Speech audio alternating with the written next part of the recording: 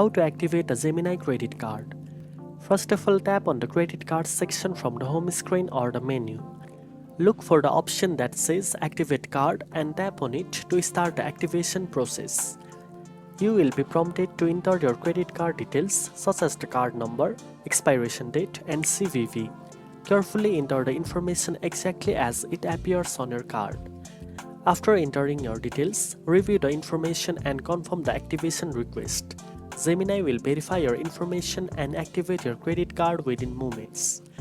Once your card is activated, you can start using it for purchases, earning rewards and managing transactions directly from the Gemini app. Remember to set up any security features such as PIN or 2FA for safe usage.